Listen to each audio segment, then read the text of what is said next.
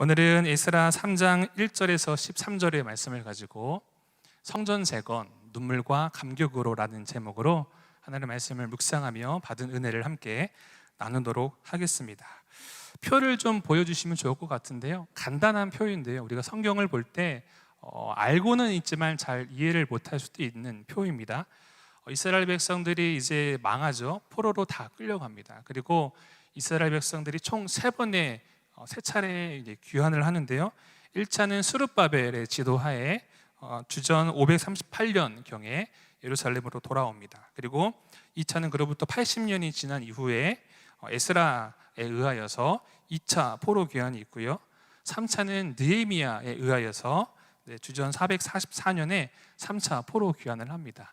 이 3번의 포로 귀환이 있는데요, 각 차수마다 담겨져 있는 의미가 있어요. 첫 번째는 1차 포로 때에는 성전의 재건, 성전의 건축에 주된 초점이고요, 그리고 두 번째는 이제 성전이 지어졌기 때문에 그곳을 향한 그곳에 머무는 백성들의 영적인 회복, 그것이 두 번째 초점이고요, 마지막으로는 백성의 회복으로서의 성벽의 재건이 바로 포인트입니다.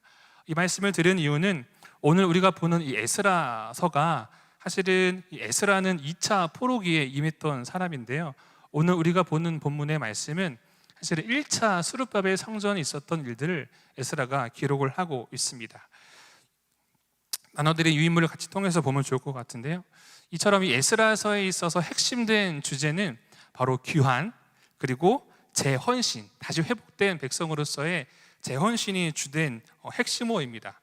에스라서를 보면요, 에스라가 비로소 7장에 등장을 해요. 7장에서 등장을 하는데, 그러면 그 전까지 6장까지의 이야기가 무엇이냐? 앞서 말씀드렸던 것처럼 스룹바벨 때 귀환을 하여서 이스라엘 백성들이 성전을 재건하였던 그 모습들에 대한 기록이 6장까지 기록이 되어 있어요.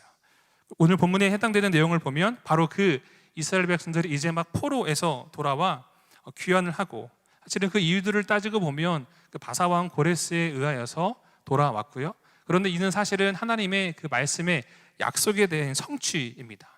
이것들을 기억하며 오늘 본문의 말씀을 보면 두 가지로 좀 살펴볼 수가 있는데요, 첫 번째는 1절에서 7절까지의 말씀은 이제 성전 재건을 위한 준비 과정이라고 보시면 됩니다. 그리고 8절부터 13절까지의 모습을 보면 이제 성전의 재건이 비로소 시작이 되어지는데, 우리 건축을 잘 아실 텐데 가장 중요한 공사가 뭐죠? 기초공사가 제일 중요하지 않습니까? 이 성전 재건을 위한 기초공사의 이야기가 8절부터 13절까지 등장을 합니다. 그리고 쭉 에스라서를 쭉 보시면 이제 3장을 넘어서 4장의 말씀을 보면 이제 이 성전 건축을 방해하는 어떠한 세력들이 등장을 합니다. 이 방해하는 세력에 의하여서 잠시 멈추기는 하지만 그리고 이후에 성전이 재건이 되어지고 하는데요, 오늘 본문은 이 성전 재건에 있어서 가장 중요한 성전의 기초를 짓는 공사를 하는 말씀이 오늘 본문에 대한 말씀입니다. 우리는 그렇기 때문에 이 말씀을 우리가 대하며 접하며 나아갈 때 하나님께서는 이 에스라서를 통해서 혹 우리의 삶에 무너져 있는 영적인 부분들이 있는지, 혹 우리의 개인의 모습과 가정과 공동체 안에 혹 무너져 있는 모습들이 있다면 어쩌면 이 말씀을 통하여서 우리를 향하여 귀환과 재헌신에 대한 말씀을 우리에게 들려주시는 것입니다. 그리고 그 가운데 가장 중심된 축이 바로 성전의 기초공사의 모습입니다. 저는 이 말씀을 묵상을 하며 두 가지의 주안점을 조금 보며 질문을 던지며 묵상을 조금 했는데요, 첫 번째는 8절의 말씀을 보시면 이스라엘 백성들이 1차 포로로 귀환을 했는데요, 바로 성전을 짓지를 않습니다. 바로 성전을 짓지를 않고 2년 2개월이 지난 다음에 성전 재건의 기초 공사를 하는데 왜 그랬을까? 혹 이 가운데 어떤 의미가 담겨 있을까? 이스라엘 백성들은 바로 공사를 시작하지 않았을까에 대한 한번 물음을 던져 보았습니다. 1절에서 8절까지의 말씀을 다시 한번 더 읽어보면 좋을 것 같습니다. 1절에서 8절의 말씀을 읽어보겠습니다. 시작. 이스라엘 자손이 각자의 성읍에 살았더니 7째 달에 이르러 일제히 예루살렘에 모인지라. 요사닥의 아들 예수아와 그의 형제 제사장들과 스알디엘의 아들 스룹바벨과 그의 형제들이 다 일어나 이스라엘 하나님의 제단을 만들고 하나님의 사람 모세의 율법에 기록한 대로 번제를 그 위에서 드리려 할세.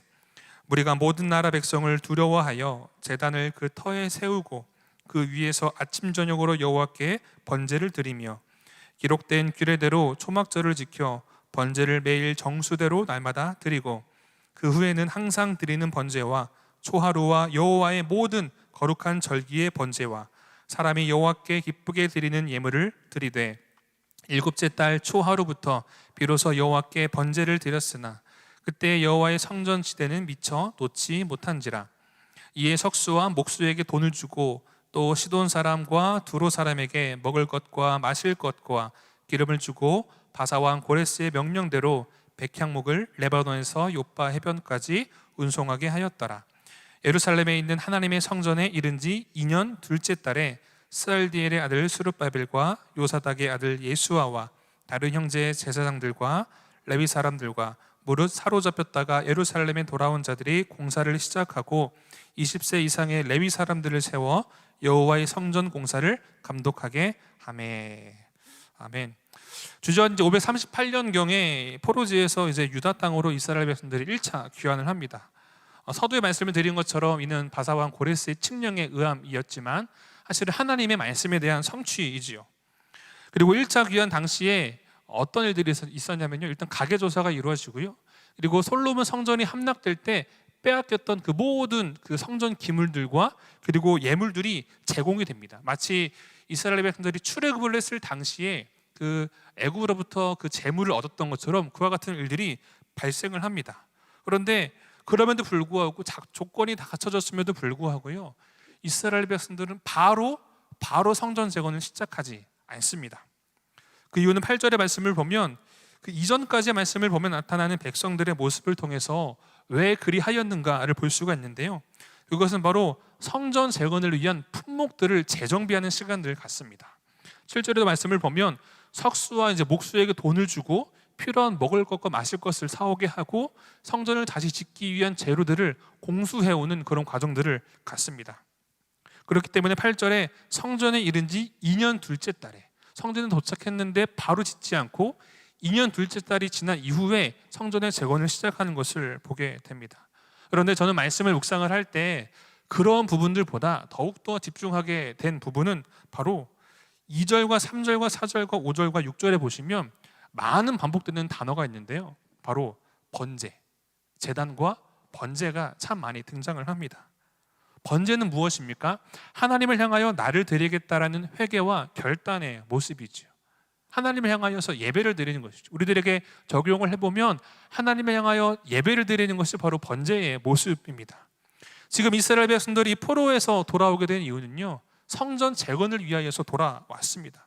그런데 돌아온 후 먼저 성전 재건을 하지 않고요, 그것보다 더욱더 중요한 것이 있었는데 그것이 바로 하나님을 향한 예배, 기초공사를 하는 것도 너무나 중요하지만 기초공사보다 더욱더 중요한 하나님과의 그 관계의 회복, 하나님을 향한 예배의 모습이 이 이스라엘 백성들에게 있었던 것을 보게 됩니다.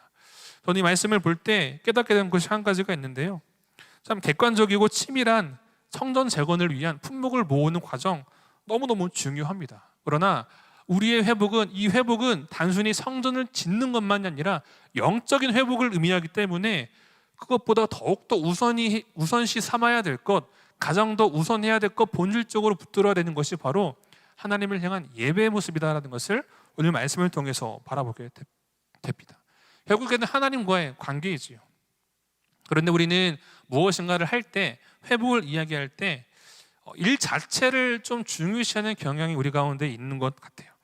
물론 문제의 원인을 이제 분석하고 해결을 위한 아주 전략적인 방법을 세우는 거 정말 너무너무 중요하고 필요합니다. 그리고 계획을 세우고 예산을 세우고 사람을 세우고 객관적인 분석과 전략을 세우는 건 너무너무 필요합니다. 만약에 이런 것들이 없다면 그냥 이상적인 것에 불과하죠. 그런데요, 우리의 모습은, 우리가 바라는 회복은 영적인 회복입니다. 영적인 회복을 함에 있어서 가장 먼저 중요한 것은 재료를 공수하고 채우고 세우는 것도, 사람을 포지셔닝 시키는 것도 너무너무 중요하지만 영적인 회복에 있어서 가장 중요한 것은 바로 본문을 통해서 깨닫게 되는 것은 번제, 곧 하나님을 향한 예배의 모습이 가장 시급하다는 것을 보게 됩니다. 하나님과의 관계를 세우는 시간이 언제입니까? 바로 예배의 시간이죠. 논리적인 계획과 준비 반드시 필요합니다. 반드시 필요하다고 말씀을 드립니다. 그런데 말씀드린 것처럼 사실은 이런 부분들이었으면 그냥 이상주의에 불과한데요. 여러분, 그런데 논리와 합리성이 하나님의 회복을 반드시 가져다 주지 않습니다. 왜냐하면요, 논리와 합리성이 중요하지만 그 논리와 합리성을 가지고 이야기를 하면요, 또 다른 논리적인 이야기와 또 다른 합리성의 이야기에 부딪히게 되잖아요. 그럼 어떻게 됩니까? 평행선, 빙빙빙 도는 것밖에 없어요. 계속 부딪히고 계속 같은 자리에 머물게 되는 것이죠. 결국엔 참된 회복은 오직 하나님께만 있으면 우리가 기억을 하며 하나님께 엎드리는 예배만이 비로소 회복을 경험할 수 있는 근원인 것을 우리는 기억을 해야 합니다.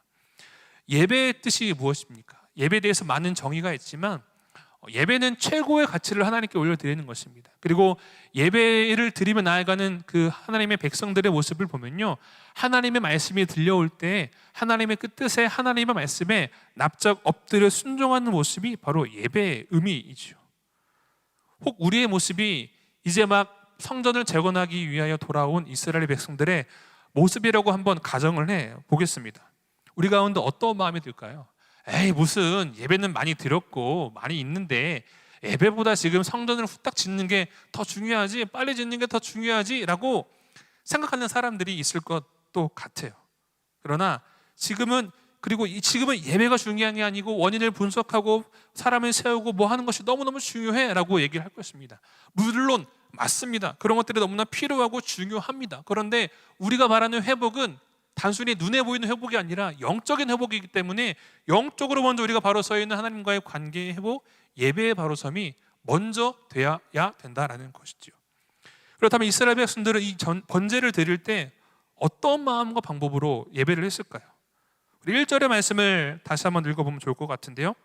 1절의 말씀을 한 번 더 읽어보도록 하겠습니다. 시작. 이스라엘 자손이 각자의 성읍에 살았더니 일곱째 달에 이르러 일제히 예루살렘에 모인지라. 자, 이 일곱째 달은 유대력을 의미를 합니다. 찾아보니까요, 일곱째 달에는 이스라엘의 종교력의 기준으로 나팔절, 속죄일, 초막절, 그리고 솔로몬의 그 낙헌제가 다 이 같은 달에 이루어졌다고 합니다. 물론 이스라엘 사람들이, 이스라엘 백성들이 어느 정도 조금 의도된 목적을 가지고 그 달에 모여서 그런 일들을 한 것 같은데요, 사실은 이 모습을 볼 때 얼마나 지금 이 이스라엘 백성들이 이 성전 재건을 향하여 얼마나 한마음 한뜻이 되었는지, 얼마나 하나님을 향하여 간절한 마음을 가지고 있는지 그들의 영적인 태도를 발견할 수가 있게 됩니다. 그리고 이 번제를 드리며 나아갈 때요, 이스라엘 백성들은 자신들의 경험과 뜻과 생각대로 행하지 않습니다. 2절과 4절의 말씀을 보면 기록된 대로는 무슨 뜻입니까? 하나님의 뜻대로, 하나님의 방법대로, 하나님의 뜻을 따라서라는 거죠. 이는 예배의 중심이 우리 사람에게 있지 않고 하나님께 있다는 것을 우리에게 깨닫게 해줍니다. 요한복음 4장 24절의 말씀을 보면 하나님은 영이시니 예배하는 자가 영과 진리로 예배할지니라.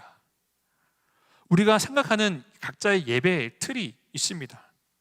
그런데 우리는 자칫 잘못하면 내가 경험했던, 내가 생각하는, 내가 판단할 때 옳은 것만이 예배의 전부다라고 은연중에 생각하는 모습이 우리들에게 있기도 한다라는 것이죠.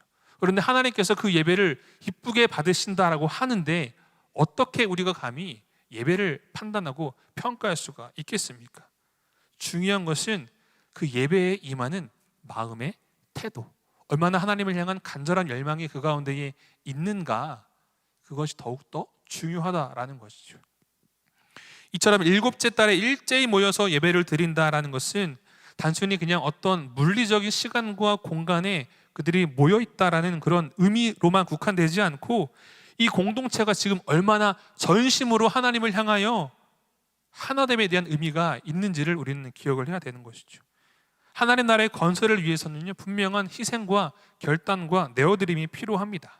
현실의 안락과 내게 주어진 것들에 의하여 만족하지 않고 하나님을 향하여 믿음의 각오와 결단이 필요하고요. 그런 것들이 어떻게 드러납니까? 예배의 시간들을 통하여서 우리에게 드러나는 것이죠. 만약에 우리 가운데에 하나님을 향하여 하나님 회복시켜 주십시오, 회복에 대한 고백이 있으나 우리의 삶의 자리 가운데 여러분 예배가 없다면요, 헛된 소망입니다. 정말 하나님을 향해 하나님 회복시켜 주십시오, 하나님 나를 좀 살려주십시오, 도와주십시오 라고 한다면요, 그런데 예배가 없다라면 여러분 그게 진짜일까요? 한번 우리는 점검해 볼 필요가 있다는 거죠. 회복을 원하지만 예배 자리가 없다면, 진정으로 예배를 드리지 않는다면 회복을 원하지 않는 것일 수도 있어요. 말로는, 겉으로는 회복을 원한다고 하지만 하나님에 향한 간구와 도움을 구하지 않을 때에는 그런 우리들의 모습을 한번 우리가 생각을 해볼 필요가 있다는 거죠. 나는 원하는데, 기도하는데, 나는 원하는데, 말은 하는데 하나님이 회복시켜 주시지 않은 것 같아요 라고 말을 한다면요, 우리가 믿고 고백하는 하나님, 성경에 역사하시는 하나님이 과연 그러한 하나님이신지에 대하여 우리가 돌아볼 필요가 있다라는 것입니다. 저는 이 말씀을 묵상을 할 때 저 스스로에게 한번 이런 적용점과 질문을 조금 던져보았습니다. 이 말씀은 저에게 주신 하나님의 말씀이기 때문에, 저는 목회자이지 않습니까? 사역자이지 않습니까? 저는 이제 사역을 할 때, 혹 이제 개인의 영성 생활에 있어서 하나님을 향하여 회복과 그리고 성장을 원한다고 하면서 과연 나는 나의 경건 생활 속에서 얼마나 하나님을 온전히 예배하는 삶을 살아가고 있는가? 여러분, 참 부끄러운 모습인데요, 저 개인적인 그래요. 다른 분들이 그렇다는 게 아니라 목사가 예배하는 게 제일 어려운 것 같아요. 왜냐하면 목사는 주일날 예배를 섬기고 하다 보니까 목사가 예배를 드리는 게 더 어려운 것 같아요. 그러면서 제 스스로의 모습을 떠올려 볼 때, 혹 내 스스로의 모습 가운데에 목사라는 위치에 속아서 예배를 섬기기는 하지만 정말 그 가운데 하나님을 향하여 전심으로 내가 예배를 드리고 있는가? 하나님 예배 가운데 하나님 나를 만나주시고 나를 찾아와 주시고, 내가 목사이지만 이 예배 가운데 하나님의 말씀이 임재가 없으면 나는 살 수가 없습니다 라는 마음의 간절함이 나에게 있는가? 라는 그런 질문을 한번 툭 던져보게 되더라고요. 그런데 참 부끄럽지만, 시험 들지 마십시오. 부끄럽지만 그럴 때도 있지만 그렇지 못할 때도 좀 솔직히 있는 것 같아요. 그렇기 때문에 하나님께서 말씀을 통하여 무엇인가 이루기 전에 있어서, 신광아, 너와 나의 관계의 회복, 내가 원하는 것은 너의 예배를 원한다라고 말씀을 하시는 것 같은 그런 생각이 조금 들더라고요. 사랑하는 금호중앙교회 성도 여러분, 운동을 할 때 반드시 필요한 게 있는데요, 준비 운동이 반드시 필요합니다. 준비 운동, 예열의 과정들이 필요하죠. 만약에 이런 시간들이 없다면 부상을 당하기 쉽습니다. 우리의 신앙도 마찬가지입니다. 섬김과 회복을 위해 우리의 삶 속에 예배가 회복되어지지 않는다라면 어려움 속에 금세 넘어질 수가 있습니다. 예배를 온전히 드리며 그 예배 자리 가운데에 대한 결단이 있고 나온다라는 것은, 그 가운데 우리에게 이런 고백이 있는 거예요. 하나님, 나의 힘으로는 이 길을 내가 온전히 걸어갈 수가 없습니다. 내가 앞장서고 내가 주인 되는 것이 아니라 하나님께서 앞장서 주십시오 라는 그런 간구의 고백이 이 번제 가운데, 예배 가운데 담겨 있는 것이죠. 노아도 가장 먼저 제단을 쌓았습니다. 야곱도 제단을 쌓았습니다. 아브라함도 제단을 쌓았습니다. 우리도 제단을 쌓아야 되지 않겠습니까? 제단을 쌓는 것, 곧 예배를 드리는 것, 바로 그 하나님을 향한 온전한 예배자의 삶을 살아가는 것입니다. 이와 같이 날마다 우리의 신앙의 여정 가운데에 하나님께서 부르신 그 자리 가운데에 하나님을 향한 온전한 예배를 드리며 나아가는 모든 금호중학교 성도님들 되시기를 주님의 이름으로 축복합니다. 아멘. 두 번째 말씀을 묵상하며 저에게 들었던 질문은, 보시면 이제 예배 이후에, 번제 이후에 성전의 이 재건공사에 임하는 백성들의 모습을 조금 주의해서 보았는데요, 참 기쁘고 감격적이었을 것 같아요. 와, 하나님 할렐루야, 하나님 요즘 말로 대박, 하나님 역시 하나님이십니다 했을 것 같은데요, 그런데 그 가운데에 찬송과 통곡이 함께하는 것을 보게 됩니다. 9절에서 13절까지의 말씀을 함께 읽어보겠습니다. 시작. 이에 예수아와 그의 아들들과 그의 형제들과 감미엘과 그의 아들들과 유다 자손과 헤나다 자손과 그의 형제 레위 사람들이 일제히 일어나 하나님의 성전 일꾼들을 감독하니라. 건축자가 여호와의 성전의 기초를 놓을 때에 제사장들은 예복을 입고 나팔을 들고 아삽 자손 레위 사람들은 재금을 들고 서서 이스라엘 왕 다윗의 규례대로 여호와를 찬송하되 찬양으로 화답하며 여호와께 감사하여 이르되 주는 지극히 선하심으로 그의 인자하심이 이스라엘에게 영원하시도다 하니, 모든 백성이 여호와의 성전 기초가 놓임을 보고 여호와를 찬송하며 큰 소리로 즐거이 부르며, 제사장들과 레위 사람들과 나이 많은 족장들은 첫 성전을 보았으므로 이제 이 성전의 기초가 놓임을 보고 대성통곡하였으나 여러 사람은 기쁨으로 크게 함성을 지르니. 여기까지만 보겠습니다. 성전 재건의 이 모습, 성전 재건을 위한 공사를 시작했을 때 백성들의 모습이 어떠합니까? 제사장들은 예복을 입고 제금을 불고 나팔을 붑니다. 그리고 다윗의 규례대로 찬양을 하지요. 그 고백이 무엇입니까? 11절 말씀을 보면 여호와께 감사하여 이르되 주는 지극히 선하심으로 그의 인자하심이 이스라엘 백성에게 영원하시도다. 자, 이런 우리 고백을 좀 많이 들어보지 않았습니까? 주는 선하시며 주의 인자하심이 영원함이도다. 사실은 이 고백은요, 이스라엘 백성들, 언약 백성들이 이스라엘 백성들인데 이스라엘 백성들에게 역사하셨던 하나님에 대한 신앙의 고백이 마치 이 전통처럼 신앙의 고백들이 대대로 물려서 내려온 그런 고백이에요. 하나님의 그 사랑을 체험한 자손들에게 주시는, 전해져 내려오는 그들의 신앙의 고백이지요. 그런데 이러한 신앙의 고백이 지금 이 성전 재건을 바라보며 그들에게 있어서 실제로 나타나게 되는 거예요. 신앙의 고백이 지금 이 성전 재건을 바라보며 그들에게 실제가 되어 터져 나오는 것이 바로 지금 본문의 말씀에 등장하는 모습이에요. 바로 하나님의 그 회복의 때의 모습이 이와 같다라는 것이죠. 그런데 저는 본문을 보며 이러한 찬송의 고백과 더불어서 함께 나오는 대성통곡이 왜 있을까에 대한 좀 더 집중을 해 보았습니다. 12절의 말씀을 보면 제사장들과 레위 사람들과 나이 많은 족장들은 첫 성전을 보았으므로, 여기서 말하는 첫 성전이 무엇이겠습니까? 솔로몬 성전. 즉 12절에 이 나이 많은 족장들은 이 70년 전에 무너졌던 솔로몬 성전의 그 영광을 경험했던 사람들이에요. 그리고 동시에 솔로몬 성전의 영광과 동시에 무너짐의 참담한 모습을 함께 보았던 사람들. 그런 사람들이기 때문에 지금 그들의 마음에서 어떤 마음이 들까요? 첫 번째는 말씀에 성취하신 하나님, 다시 이 성전을 재건케 하신 하나님에 대한 감사의 고백이 있었을 텐데, 통곡했던 이유는요, 그때 그 추억을 떠올리며 그때는 그랬는데 지금 이렇게 짓는 이 스룹바벨 성전은 규모적으로도 비할 바가 못 될 정도로 작은데 그때 그 성전의 무너짐은 자신들의 죄악 때문, 자신들의 불순종이 때문이었음을 그들은 돌아봤을 거예요. 내가 아니라 저 사람의 잘못으로 인하여 성전이 무너졌다라는 게 아니라, 나는 괜찮았는데, 나는 올바로 서 있었는데 저 사람 때문에 성전이 무너졌다라는 게 아니라, 주님, 그때 그 무너짐과 우리 이 포로 생활은 우리의 죄악 때문이었군요, 나의 죄 때문이었군요 라는 그런 마음이 그 가운데 담겨 있고, 지금 이 성전이 재건되는 모습, 기초공사가 이루어지는 모습은 참 감격이고 감사이고 은혜인데, 그 가운데 기쁨과 하나님을 향한 죄송함과 마음의 통곡이 공존했던 거예요. 지금 이것을 처음 보는 이 젊은 세대들은 하나님을 찬양하지만, 그때 그 경험했던 하나님의 영광의 때를 경험했던 이 사람들은, 어른들은 그때를 떠올리며 하나님 죄송합니다, 그때는 그랬는데 솔로몬 성전이 무너진 것은 우리의 죄악 때문이었고 우리의 죄 때문이었군요, 죄송합니다 라는 그런 마음이 담겨 있는 거죠. 그리고 지금 이 스룹바벨 성전이 재건되어지고 있는데, 재건되어지는 것 자체가 참 감사이고 은혜인데, 그때보다 이 규모, 하나님 그때는 정말 크고 휘황찬란하고 하나님의 영광이 가득했는데 이 기초공사를 보니 참 너무나 볼품없어서 죄송합니다 라는 고백이 지금 이 대성통곡에 담겨 있다라는 거죠.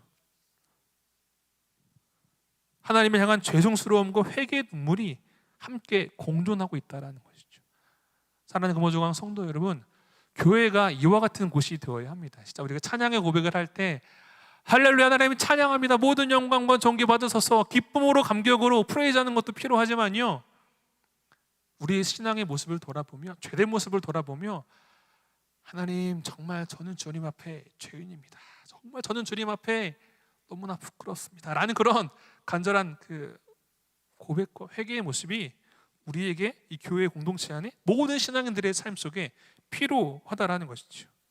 우리의 예배가 기쁨과 회개의 눈물이 뿌리가 되어야 하고요, 우리의 예배의 모습이 이러한 예배가 되어야 합니다.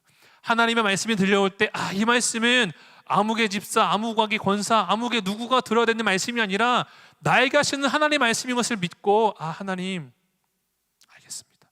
하나님과 나의 관계에 바로 서 있는 그런 예배의 모습. 하나님 말씀이 들려올 때 가슴을 치며 눈물로 회개하는 통곡의 시간, 또한 그 가운데 일하신 하나님, 그럼에도 불구하고 신실하게 일하시는 그 하나님을 향한 온전한 예배의 고백이 우리의 예배 가운데에 회복되어져야 되는 모습이라는 것이죠. 그러면서 철저히 동시에 기쁨과 회개의 눈물이 마르지 않아야 되는 것이죠.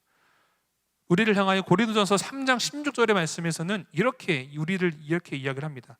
우리 유명한 말씀인데요, 자막을 통해서 같이 함께 보겠습니다. 시작. 너희는 너희가 하나님의 성전인 것과 하나님의 성령이 너희 안에 계시는 것을 알지 못하느냐. 우리가 성전이라는 거죠. 우리의 성전이 무너져 있을 수도 있어요. 에베소서 2장 21절과 22절도 같이 자막을 통해서 보면 좋을 것 같은데요, 함께 읽겠습니다. 시작.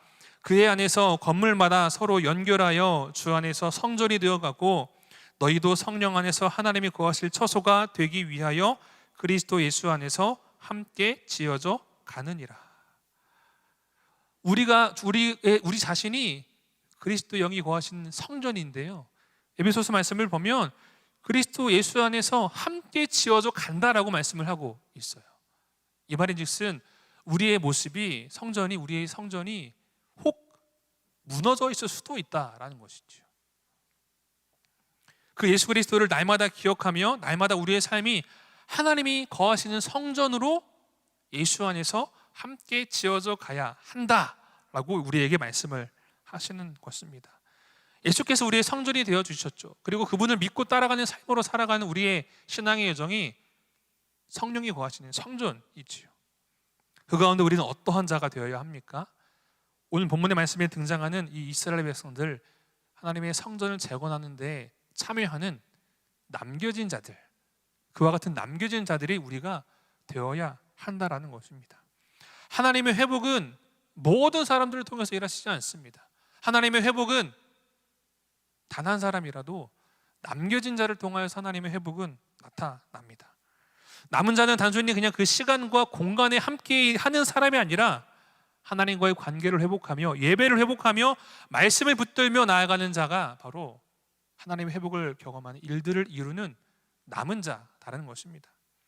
오늘 본문의 말씀이 이와 같은 남은 자들의 모습을 보여줍니다. 예루살렘으로 돌아와 가장 먼저 예배를 통해서 하나님과의 관계가 회복되고 규례를 따르며 하나님 앞에 철저한 회개의 눈물로 흘리며 나아갈 때 이들을 통하여서 하나님께서는 성전의 재건이라는 회복을 이루십니다. 하나님의 회복은 사람의 능력, 사람의 말과 행위에 있지 않습니다. 하나님의 회복은요, 우리의 무릎 가운데에 임합니다. 하나님의 회복은요, 우리의 눈물 가운데에 임합니다.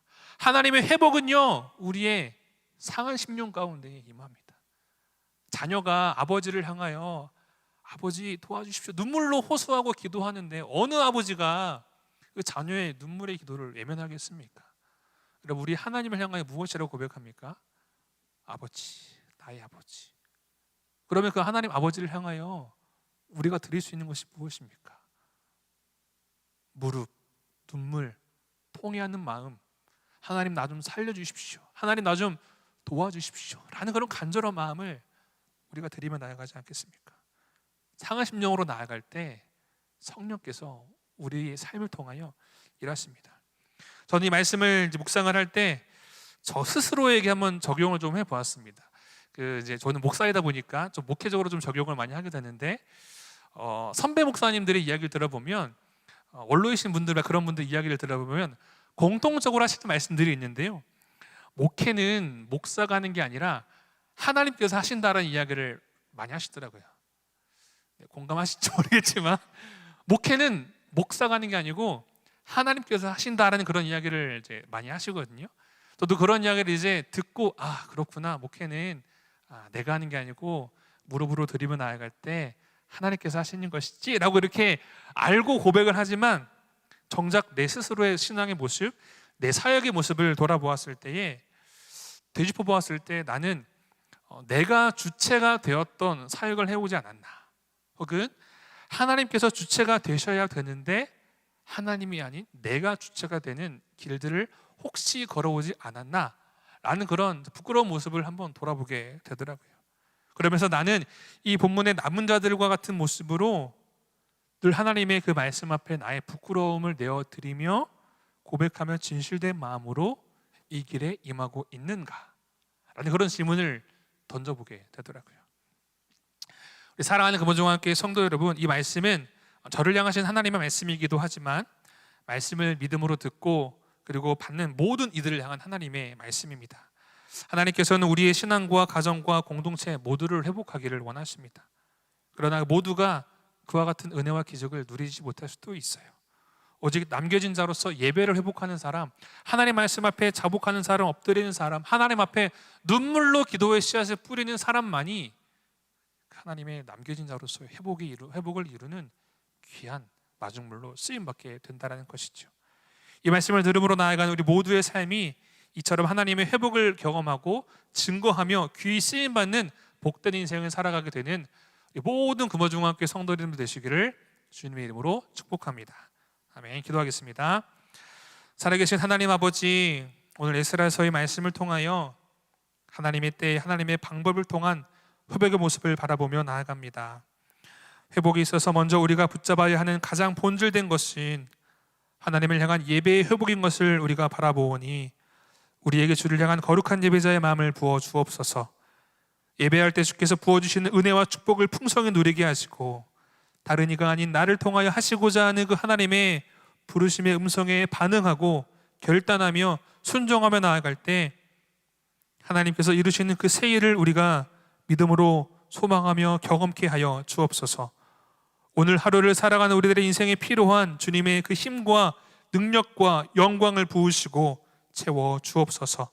살아계신 예수님의 이름으로 감사드리며 기도하옵나이다. 아멘.